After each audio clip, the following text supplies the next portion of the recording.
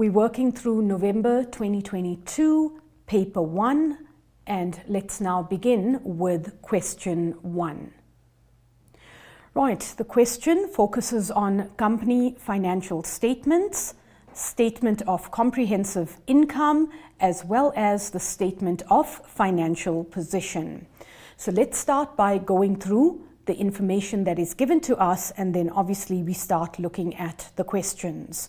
So this information relates to Lesano Limited for the financial year ended on the 28th of Feb 2022. So remember guys, obviously the financial year end is important. Before we look at what is required, let's go through the info. So as you can see, info A, we've got an extract, balances and totals from the records on the 28th of Feb. They're giving me the previous year, 2021, as well as the current year, 2022. Right, if we scroll down, just continue. So then I've got all my year-end adjustments as well as additional information, which I'm not going to go through in detail at this point.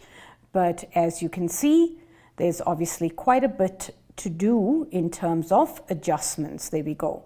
So the adjustments go all the way down. Right, so quite a bit. Right. Just as a tip guys, always remember, take a few minutes to read through your information, very, very important, and then go and attempt the question. I'm obviously not going to do that because as we're doing the question, I'm going to then go to the necessary info or the necessary adjustment. Right, let's now get started with the first part of this question. Question 1 is asking us, 1.1, to calculate the cost of stock damaged. They've given me space, as you can see, to show my workings and then record the final answer. So let's go to the first bit of adjustment in terms of cost of stock damaged. In other words, what is the trading stock deficit or the stock losses for the 2022 financial year that the company has incurred? Okay, so we're looking at our adjustment and the first adjustment given to us. Okay, so stock records. The business sells sports shirts. The weighted average method is used to value the shirts. The following info was extracted from the records. So as you can see, they're obviously now giving me stock valuation, and I'm now using stock valuation to answer this particular year-end adjustment. So in case of stock valuation, we are always given the units, the unit price, as well as the total value of stock. So from the information given, I notice stock balance on the 1st of March 2021. So obviously this is my opening balance. They've also given me purchases during the year. Total available for sale. So remember, this is obviously opening balance plus purchases. Stock balance at the end of the year, 28th of Feb 2022. So obviously this is my closing balance. And they also mention the number of units sold. Right, now remember guys, they are not asking you calculate the value of closing stock. What they are asking, however, is calculate the value of stock that is missing. So there is clearly a difference between the two.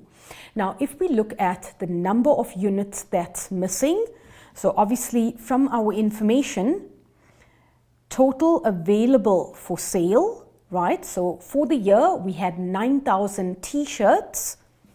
We ended up selling 7,750 t-shirts. So if I open my calculator, how many shirts should I have unsold, my closing stock, right? So 9,000 is what I had available, minus what I sold, 7,750. So in my storeroom, I should have 1,250 t-shirts unsold, closing stock. But if I now compare that to the closing stock that is given to me, right, let me just move this a bit so you guys can see. So the closing stock, the stock balance, closing stock, guys. So if you look, the closing stock given to me, 1,185, right? But from my calculation, let's pull out the calculator again. Okay, there we go. So the closing stock that I should have, 1,250. So clearly some of the t-shirts are missing. So if I subtract 1,185, the number of t-shirts missing is 65 units. Okay, so the first part to this, I've got 65 units. We'll take this through to our answer sheet in a bit, but 65 units is what is missing. I now need to work out what is my weighted average price per t-shirt. Right, so from the info given, the total value of opening stock, so as you can see, total value of opening stock, 1,254,000. To this, if I add my purchases for the year, 5,325,000. So there we go. Right, so the total value of stock available for the year, 6,579,000. Right, so that is the value of stock that I had available. In this particular case, they're not giving me import duties or carriage and purchase. Remember, should they give you those items, you need to include it in this value. Right, once I have this figure, what am I now doing? I am taking total value of stock available divided by the units available, the 9,000. Okay. Right, so guys, just because it's a bit easier, I'm going to do the calculation as I'm looking at these figures. Remember, I'm taking value of stock and I'm dividing it by units available. So let's now get our calculator out. Right, guys, just be very careful when you are entering these digits. Make sure you enter the correct amount. You don't leave out zeros. So 6,579,000. divided by 9,000 units were available. So on average, the cost of the t-shirt is 731 Rand. Okay, so 731 Rand. Right, let's now go to our answer sheet. Okay, so remember, what are we now doing? We are taking number of units that are missing, 65 units. We're now multiplying this by the weighted average price, 731. Okay, and that is going to give us the value of stock that is damaged or missing. Right, in this case, it's stock that was damaged. Right, so 731 times 65, and that gives us 47,515. So 47,515 is my stock loss or my trading stock deficit. Okay, right, 5 marks, guys. Remember, show all your calculations. How did you get to this amount? Very, very important, because in the event of you leaving out something or hitting a miss on your calculator, you can get your part marks. Now, guys, listen carefully. I've calculated my trading stock deficit. And remember, this question also wants me to do the statement of comprehensive income. So I don't want to waste time. Since I have my stock losses, I'm going to take it straight through to my income statement or statement of comprehensive income. Right, so under operating expenses, as you can see, some information has been filled in. So trading stock deficit, let's fill that in. Trading stock deficit. Remember, you can also call it stock losses. And I just want to pull out that amount again, 47,515, 47,515. Okay. Right, we're done with the first question, with the first adjustment. Let's now move on to the second part or the second question. So 1.2, they want me to calculate the profit or the loss on the sale of the delivery vehicle. And once again, take note, I've got space to show my working as well as give my final answer. So just make sure, guys, you use the space given to show your workings. Right, let's now focus on this asset disposal adjustment. So let's go to our info. Okay, so it should be our second information. Right, fixed assets. Okay, there we go. So from the info given, land and buildings, then I've got vehicles, accumulated depreciation on vehicles. As you can see, there's figures obviously missing. Equipment, the cost is given to me. Accumulated depreciation not given to me. Again, I'm given 2021 figures, and here is additional information.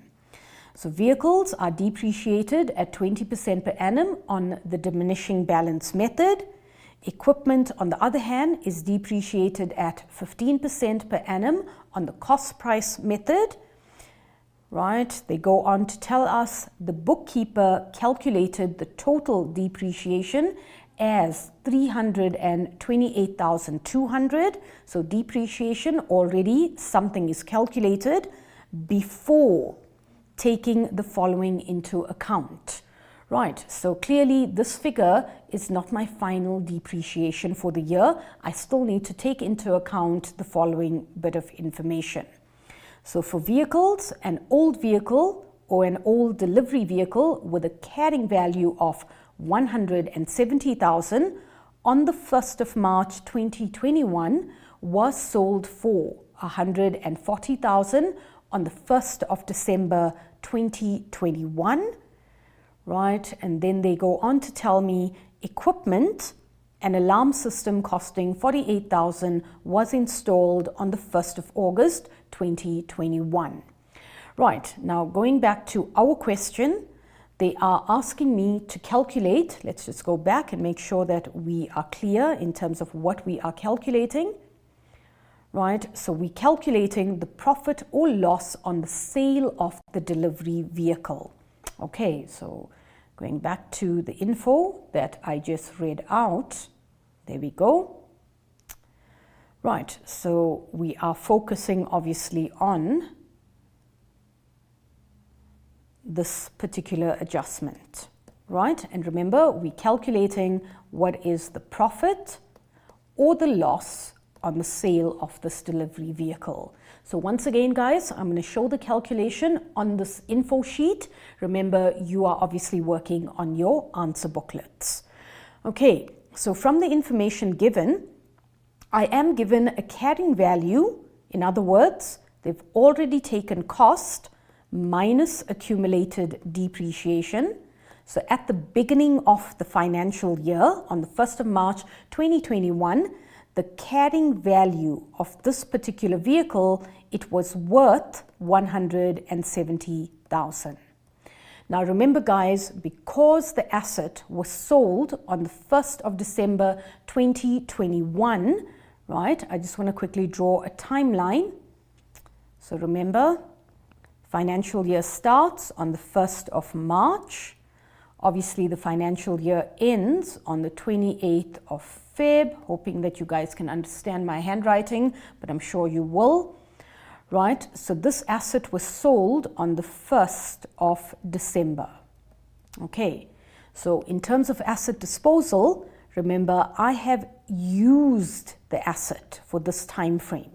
Okay, so if I look at the number of months that I've used the asset, you can see from the 1st of March until the 1st of December is obviously for 9 months. And guys, please, right, we often see students making this mistake. Use your fingers. Make sure you are getting the months correct. So from March until December, let me quickly check. So I've got March, April, May, June, July, August, September, October, November, not December, because it was sold on the 1st of December. So clearly I need to now depreciate the asset further for 9 months. Okay, so let's write off this additional depreciation that I need to add on. So the depreciation will obviously be my carrying value, 170,000, right? So to this carrying value, remember, I'm now depreciating the asset by, let's just scroll up, by 20% on the diminishing balance method.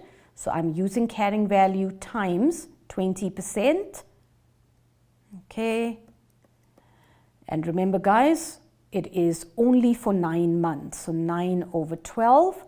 So my additional depreciation is an amount of, okay, so let's just clear that. Just move this a bit so we can see, right? So we've got a carrying value amount, 170. Okay, there we go. Times 20% times 9 divided by 12. Okay, I think I've put an extra amount there. Let me just quickly clear this. Okay, I'm going to have to just quickly start over. So 170,000 times 20%, okay, times 9 divided by 12. And that should give me an additional depreciation amount of 25,500. So my additional depreciation, 25,500. Okay, remember, I've got to write this off. Again, this is going to reduce the value of this vehicle.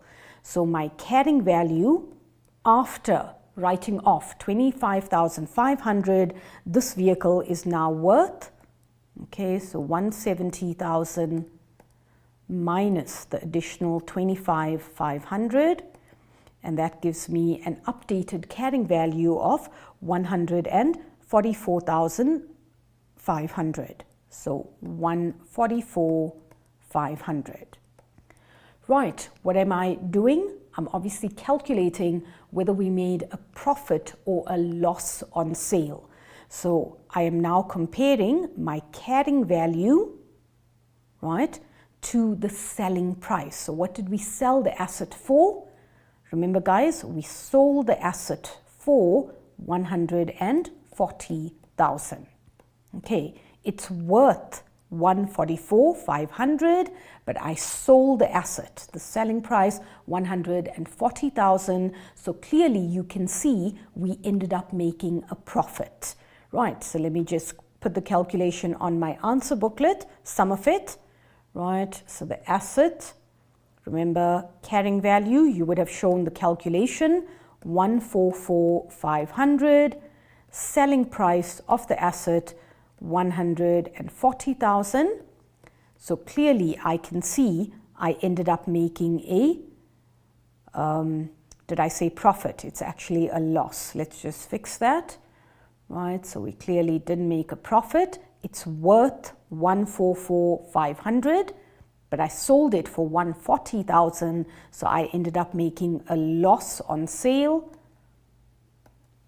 Okay, so a loss of 4,500. I'm not going to pull the calculator out for that, but you can see that is your loss that you've made. Okay, 4,500 is the loss on sale of asset. Right, so once again, exactly what I did with trading stock deficit or stock losses, I'm going to do the same now for this loss on sale of asset. So I'm taking it through to my statement of comprehensive income. There we go. Right, and loss on sale of asset, and the loss that we made, 4,500. Okay, right, we've done the second part. I think there's a bit more to do. Let's go back to the question. Right, and let's move on to the next part that now wants me to calculate total depreciation for the year. Okay, so as you can see, they've already brought through the depreciation before the adjustment, so that's given to me. Depreciation on vehicles sold, we did this a few minutes ago, so let's put that depreciation amount through. I think it was 25,500, but I just want to make sure. Okay, so scrolling down a bit. There we go. Right, so that additional depreciation, I am correct. There's that amount there, 25,500. So we've done the calculation. Let's just put that amount through. Right, 25,500. Okay, now remember guys, in the event of you getting this amount incorrect, right? Remember, we never penalize you twice. So we will go back to your previous calculation, look at the amount that you may have calculated incorrectly, and as long as you're taking the same amount through, you will then get a method mark. So just a little reminder of that. Right, so we fill that in. They want me to calculate depreciation on the alarm system.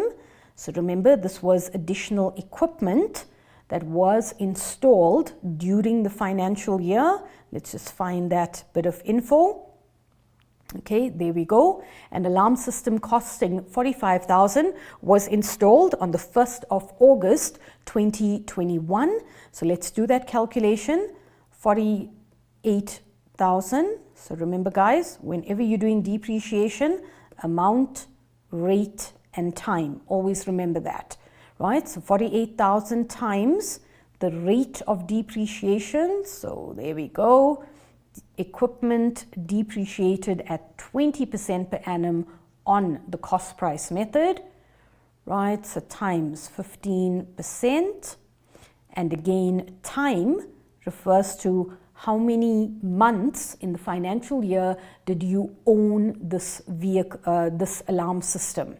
So if it was installed on the 1st of August, remember, I drew a timeline earlier on. Okay, so let's just go back to that timeline.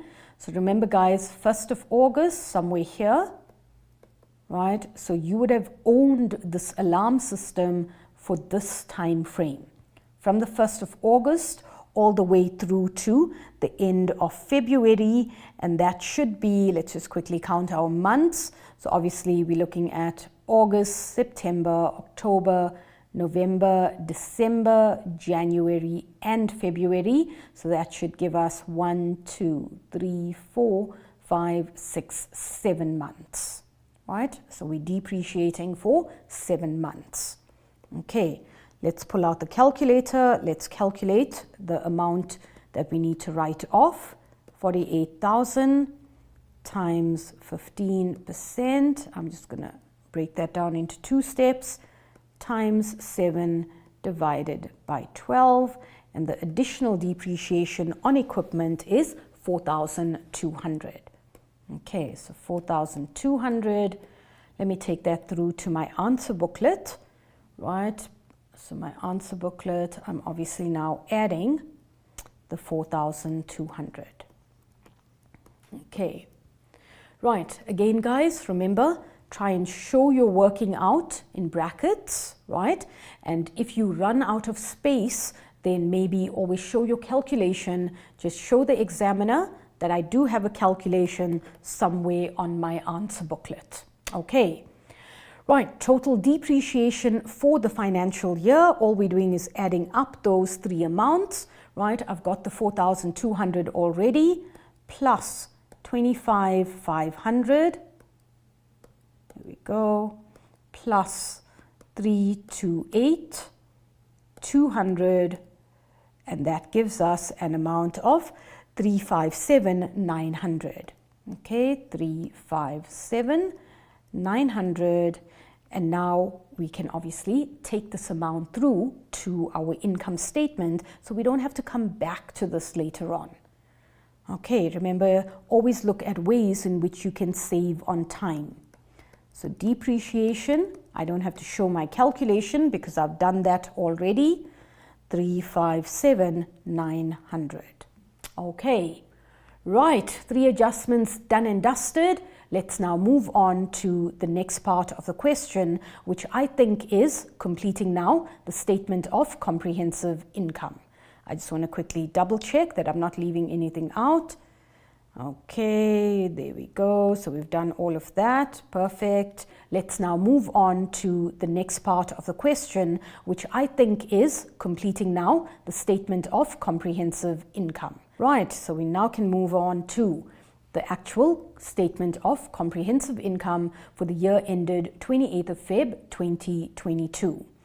Right, guys, so now please remember, a reminder, show your calculation. So you don't have now separate spaces to show your calculation. So this is where your bracket work is important. Okay, so from the information, as you can see, sales filled in for me, cost of sales filled in for me, gross profit filled in, and I now need to continue with the rest of the adjustments. That's going to give me the rest of the information that needs to be entered in my statement of comprehensive income. Right, so let's now go back to our info sheet. Okay, we've done the first 3 adjustments, or the first 2 adjustments. Okay, so that is sorted. Fixed assets, all good. Right, and now we're moving on to adjustment number 3. Okay, so the third adjustment, 33,700 Rand was received from a debtor whose account was previously written off. Okay, so immediately, guys, account previously written off. Obviously, he's no longer a debtor. This is bad debts recovered. It's simply an income that the business is getting, but this particular debtor is no longer a debtor for the business. So we received 33,700 Rand from one of our debtors, right? It was previously written off as irrecoverable, but it was posted in error to the debtors control account, and this must be corrected. Okay, now very, very important. Whenever you have an error, always grade 12s understand what exactly is the error. Now, if you don't understand what the error is, how are you going to fix the error, guys? Come on, you can't. You've got to understand what exactly was the mistake that was made. So often I tell my students in class, recreate the mistake, because then you can undo that mistake once you can see this was the error. Right, so the actual error, we received 33,700. Okay, so we've got a debtor, right, and we're now receiving 33,700. So obviously that would have been entered into our bank account. So that's cool. That's okay. That was done, right? But instead of now crediting the income called bad debts recovered, because that's exactly what I should have credited, by mistake, we have now credited debtors control. So debtors control gets credited with 33,700. Okay, so that was the mistake. Remember, bad debts recovered, I should have credited bad debts recovered. Let's just make sure you guys can see this, right? So instead of crediting bad debts recovered, remember I ended up not doing that, right? I didn't do that. I credited debtors control. Now, how do I fix this? And this is where students go wrong. Often they want to subtract debtors control. But remember, debtors control, guys, is an asset, right? So you've already subtracted 33,700. You now need to undo the error by adding back what you previously subtracted by mistake. So I need to now go to debtors control and add 33,700 and obviously transfer this amount to bad debts recovered on the credit side, 33,700. Okay, so can you see how I fixed that error? Right, how does this now impact on my statement of comprehensive income? So bad debts recovered is an additional income that was left out. So let's now include this amount. Right, so we're going to, there we go. So bad debts recovered, right, and I'm now including this amount, the 33,700. Okay, just want to make sure that I am using the correct amount. So 33,700, yeah, I think that is the correct amount. So there we go, right? Bad debts recovered. And then in terms of my statement of financial position, as you can see, we're obviously not doing trade and other receivables. However, what I am going to do is on my actual information booklet, there we go, debtors control, I'm just going to remind myself that to my debtors control, I need to add back 33,700. Okay, right, so the first part completed. Let's now move on to the second part of that same adjustment. Okay, so I just want to scroll down because now they want me to calculate, still with the same adjustment, the provision for bad debts. And that is where the debtors control was important. So guys, what I want to do is I just want to quickly erase this. Right, let's just quickly erase that. So I have a bit of space here for my calculation. And I don't have to go back and forth to different pages. Right, so the provision for bad debts must then be adjusted. Okay, let's get a pen. Must be adjusted to 3% of the debtors control balance, right? So we know that the debtors control balance, let's go up to our information right at the top of the page. So our debtors control balance, here's our balance, right? We need to take into account this adjustment first, and then we need to adjust this to 3%. So let's do that. Right, on our calculator, so debtors control amount, 2746,300. Right, we obviously subtracting, oh no, not subtracting, we're adding. Okay, just trying to look for the button where I go back. Okay, let's just re-enter that to 2746,300 plus the 33,700. Okay, and now let's calculate 3%. So that gives me my new provision for bad debts, 83,400. So I just want to write that down. So my new provision, 83,400. I'm obviously comparing my new provision to my old provision. So my old provision for bad debts, 85,840. And as you can see, when I compare the old to the new, we can clearly see that there's been a decrease. Okay, decrease in provision for bad debts, which is obviously an income for the business. So let's work out what our actual decrease is. So I'm going to take this amount and minus the old provision, 85,840, and that gives me a decrease in provision, 2,440. Okay, 2,440. And as I said earlier on, a few seconds ago, this decrease represents I'm expecting less bad debts in the future, so obviously it is an income. It's shown as an income in the statement of comprehensive income. So let's enter that in our statement. Right, so remember it is an income. So provision for bad debts recovered, you guys remember you need to write that in full, and that decrease was 2,440. Okay, right, so we've done the next part of the adjustment. Let's now move on to our fourth adjustment. Okay, right guys, as you can see, this is obviously one of those long questions. Right, I think it was the fourth one. There we go. Right, so the next adjustment, all details in respect of the February 2022 salary of an employee were incorrectly debited to the sundry expense account.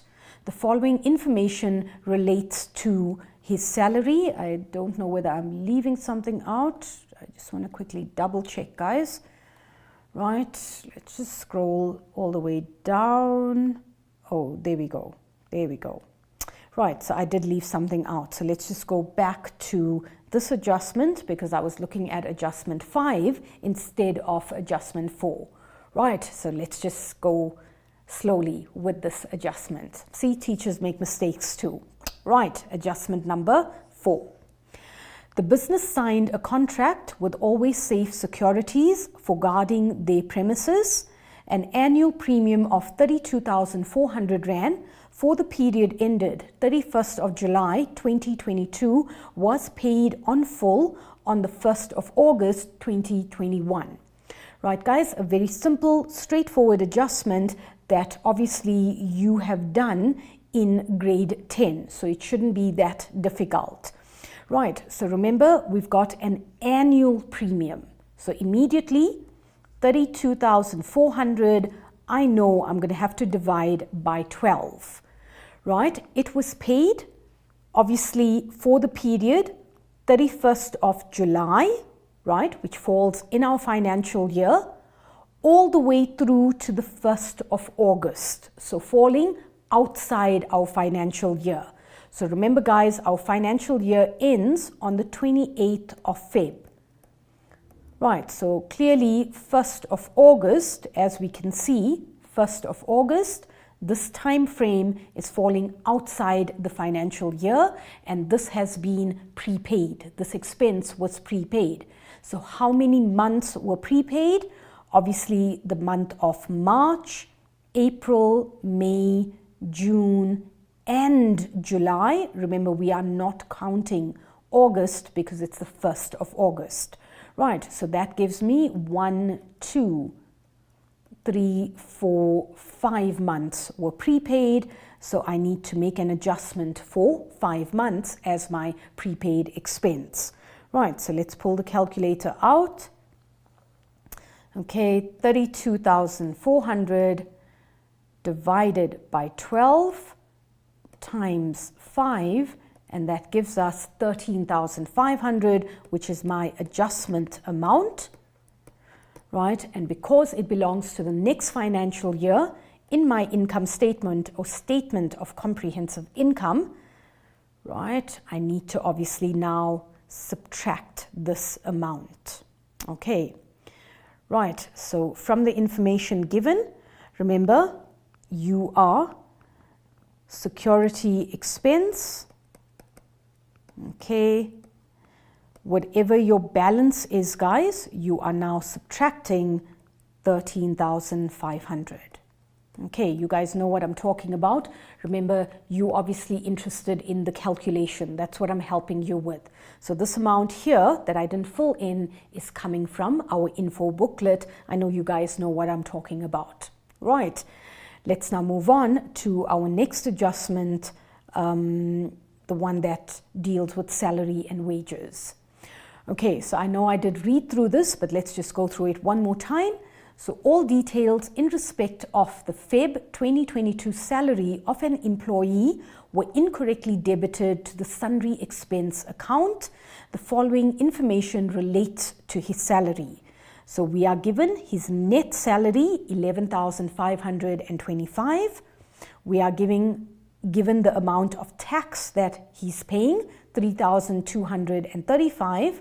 And then we also given the deduction to the pension fund, 990.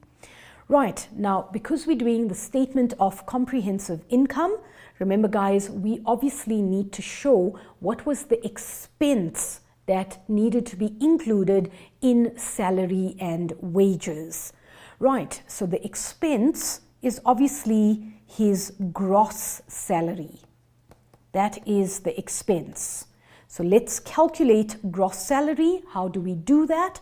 By simply taking net salary, what he takes home, plus the amount of tax that he's going to pay to SARS, plus his pension fund deductions. So by adding these three amounts, we get the expense for the business, the gross salary.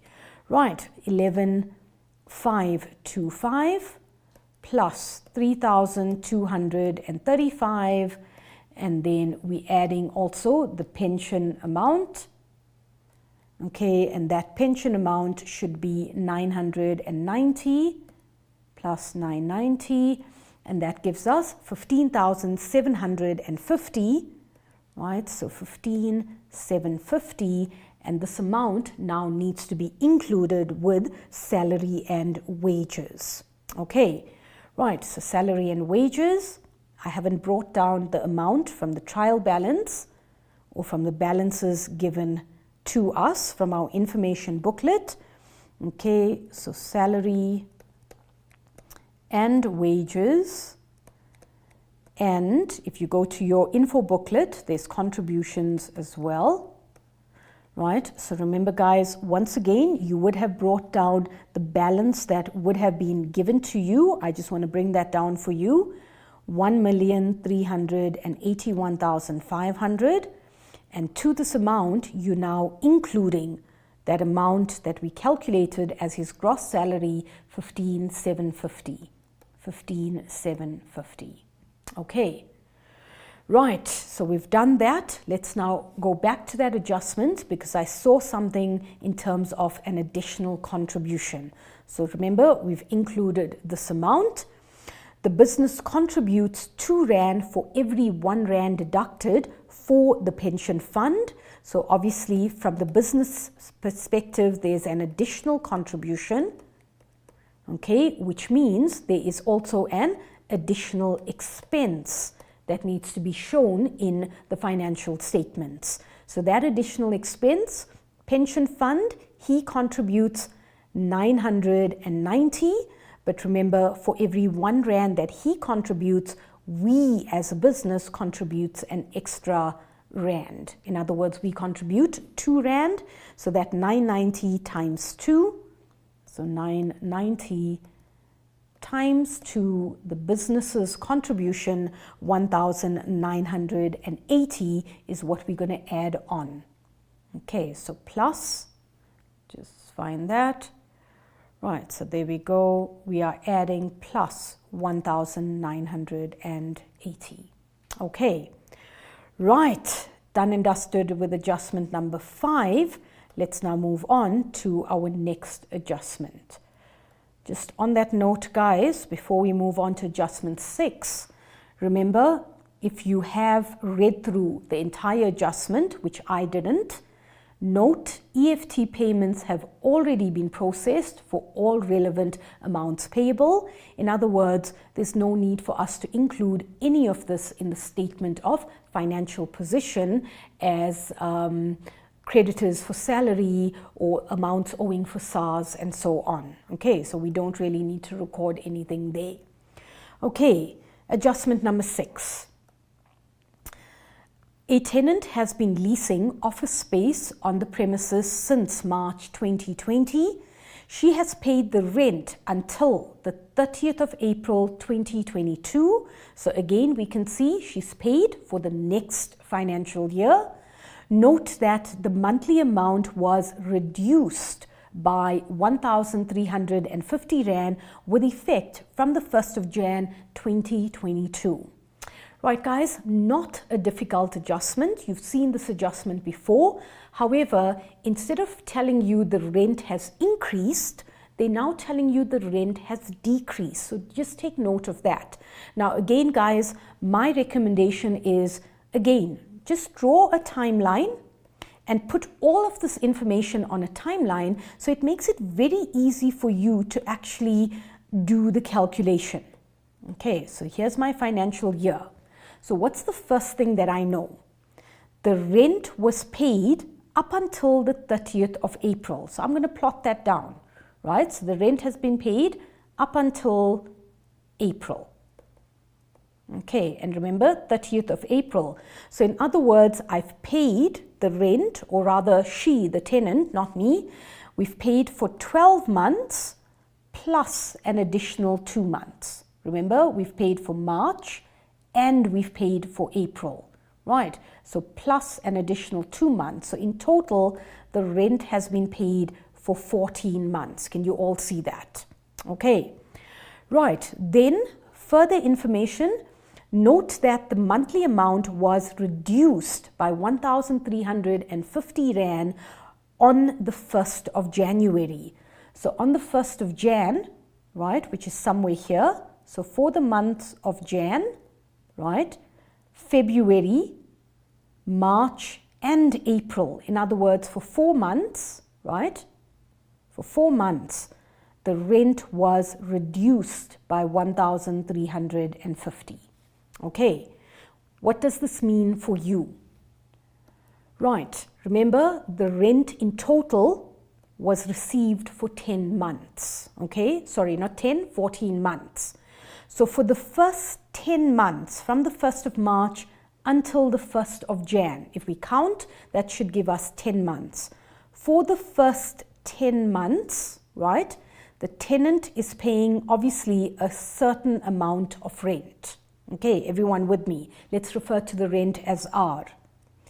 Then for the next 4 months, right, so for the next 4 months, we are now receiving the rent amount minus 1,350.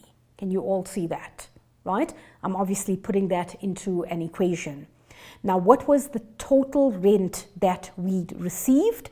So if we go to our information sheet, right, there we go. Okay, so the total rent that we received, there we go, rent income, 183,600. I just want to take that through, right, 183,600. So the total rent, 183,600. Okay, right, all we're doing now, guys, not difficult. So I've got 10R plus 4 times R, 4R, right, obviously 4 times 1,350.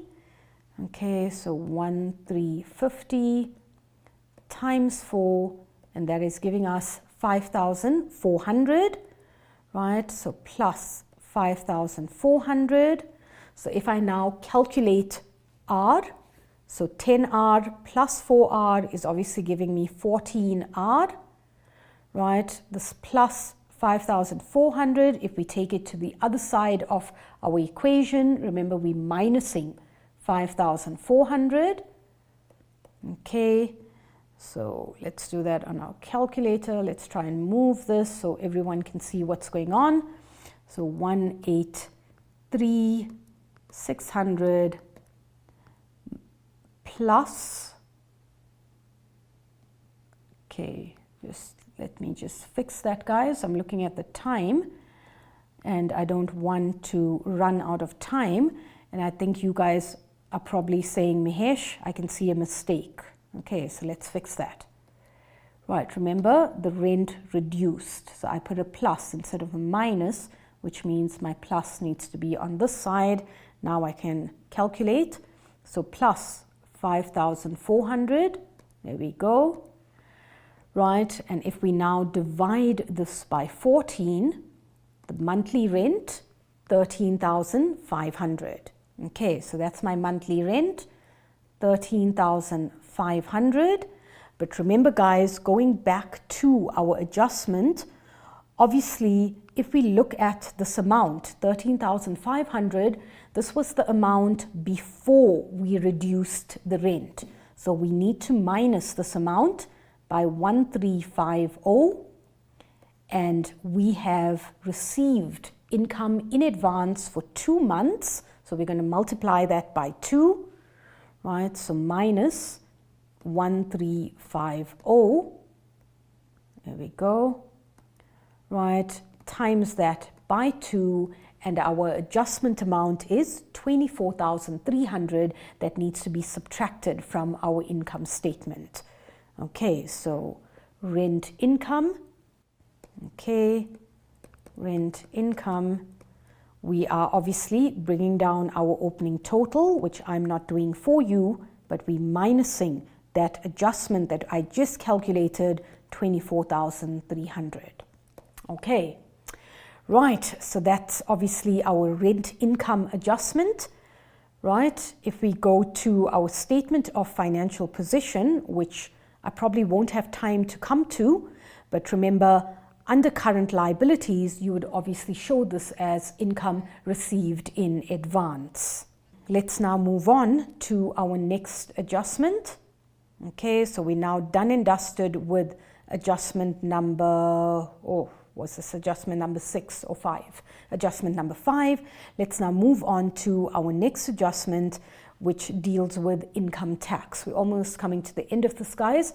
What I want to do is I just want to focus on each adjustment, even if I don't physically do it on the answer sheet, as long as I'm going through the calculations with you.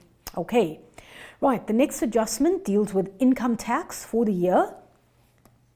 Is calculated at 30% of the net profit.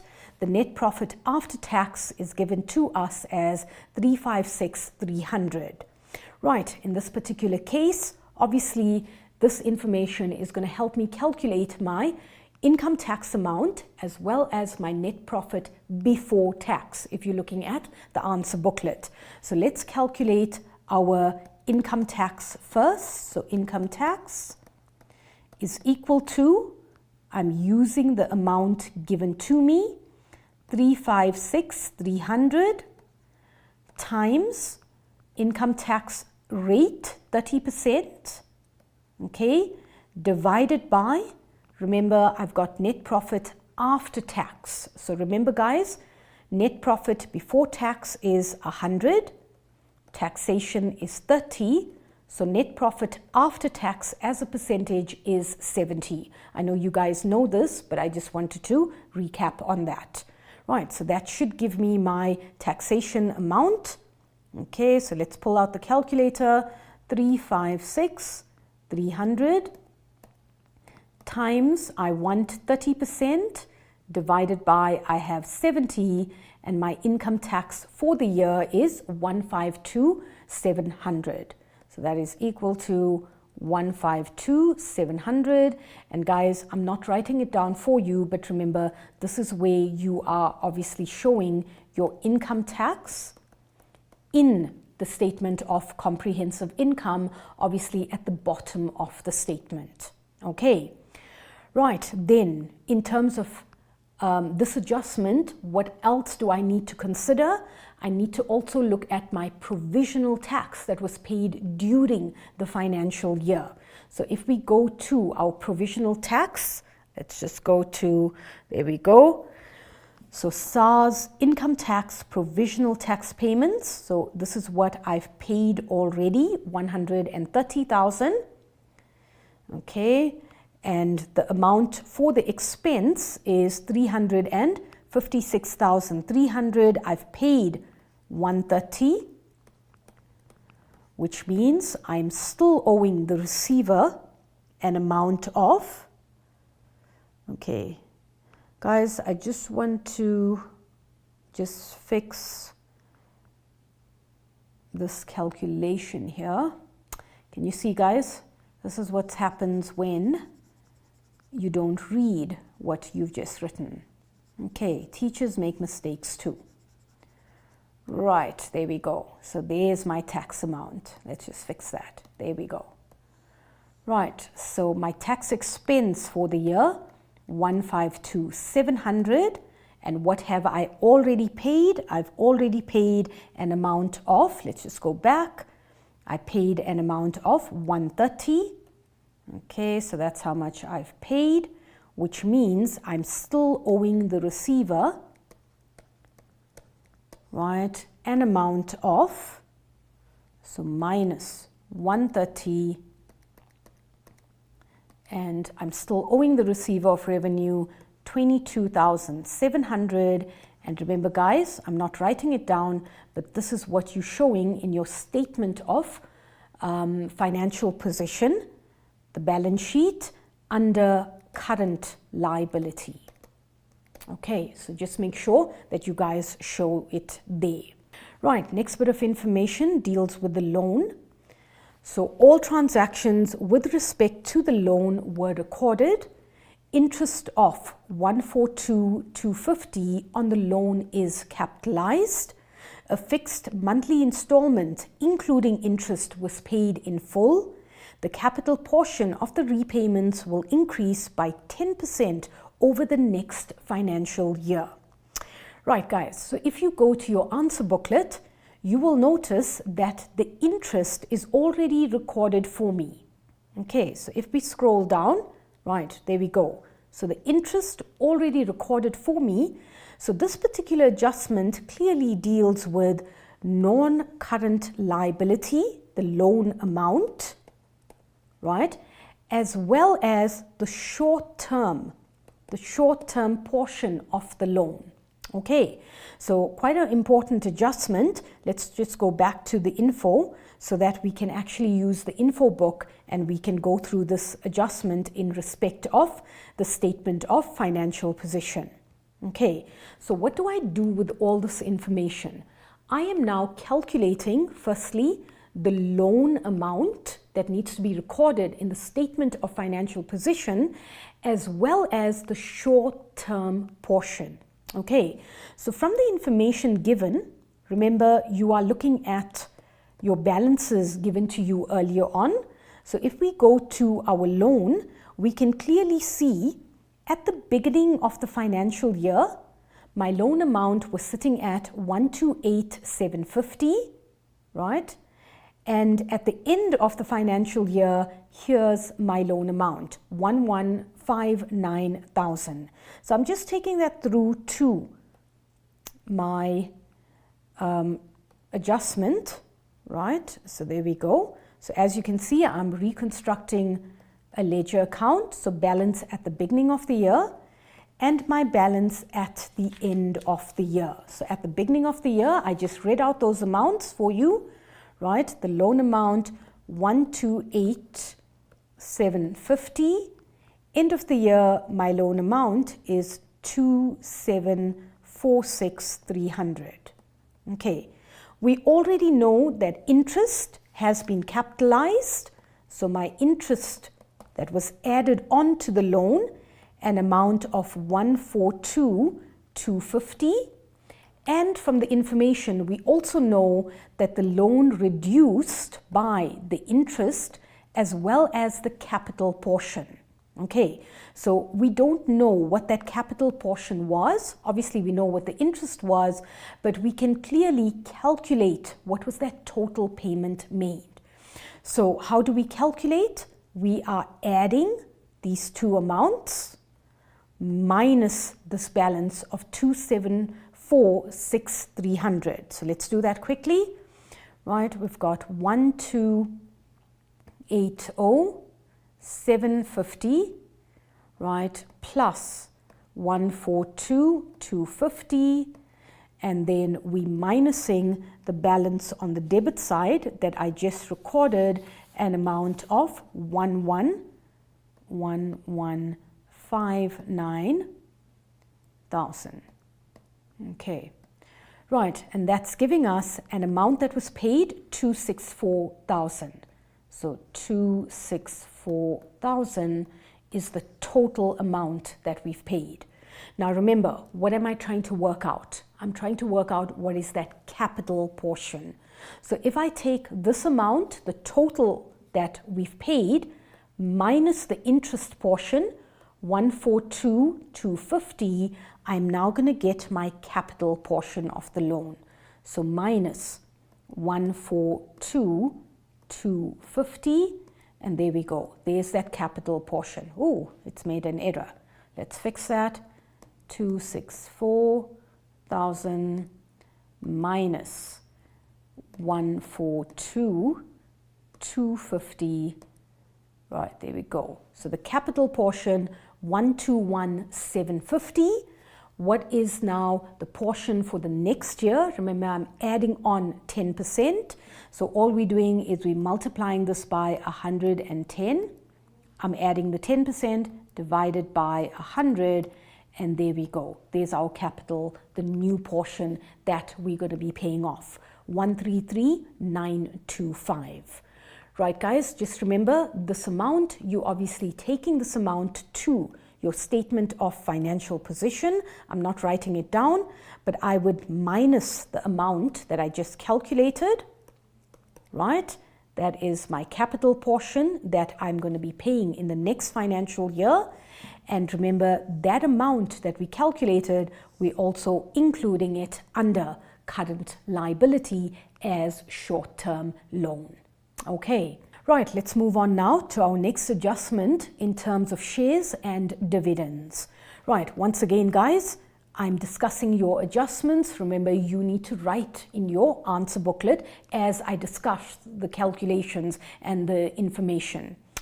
On the 28th of Feb 2022, there were 1,150,000 shares in issue. A final dividend was declared on the 28th of Feb 2022, and then total dividends for the year amounted to 345,000. Right, so in terms of this particular information, remember guys, I'm busy with statement of comprehensive income as well as the statement of financial position, but only a certain aspect of the balance sheet, the statement of financial position. Okay, so what do I now need to include in terms of the information that I've just read out? I need to obviously calculate what was that final dividend for the year. Okay, so my final dividend, okay, what am I doing? I am using the total dividend that they've given to me, 345,000. So remember, this is the total. And if I now subtract the dividend paid during the year, in other words, my interim dividend, okay, so that should be given to us. So if we scroll down, there we go. Dividends on ordinary shares interim, 207,000. Okay, so if I now minus that amount, 207,000, that should give me my final dividend. So 207,000, right? And our final dividend for the year, right, should be, I'm not going to pull out the calculator, guys. You can work that out, but that should be an amount of 138,000. Okay, right. So just remember, guys, total minus your interim, and that should give you your final dividend. Okay, right. Again, where am I recording this amount? Under current liability in the statement of financial position. Okay, right. Then finally, the last adjustment, net asset value per share, the NAV. After taking into account all adjustments, the net asset value per share, right, there we go, was correctly calculated as 675 cents per share. Now you're probably thinking, but why? Why are they giving me NAV? Now the reason for that is, right, as you can see, okay, we were expected to also complete the statement of financial position, which I mentioned earlier on. There we go. Okay, so ordinary shareholders' equity. Now remember, guys, I haven't filled in any figures, but if you filled in all the figures, right, remember we discussed the adjustments, this figure here would have been the figure that was actually missing. And now you needed to calculate this figure in order for you to work out retained income. Okay, so how does NAV assist me? Net asset value, right? Remember, NAV is equal to ordinary shareholders' equity divided by number of shares issued. Okay, so from the information given, right, clearly we have number of shares issued. I'm not going to do the calculation with you. All I'm doing is discussing, right? So we've got the number of shares that were issued at the end of the year. There we go, right? So here's my number of shares, 115,000. Okay. Ordinary shareholders' equity, remember that's what I needed to calculate, times 100 gives me the net asset value of 675 cents. And all you're doing is using this formula to work out ordinary shareholders' equity. That minus ordinary share capital will give you your retained income. Okay, we've discussed all the adjustments.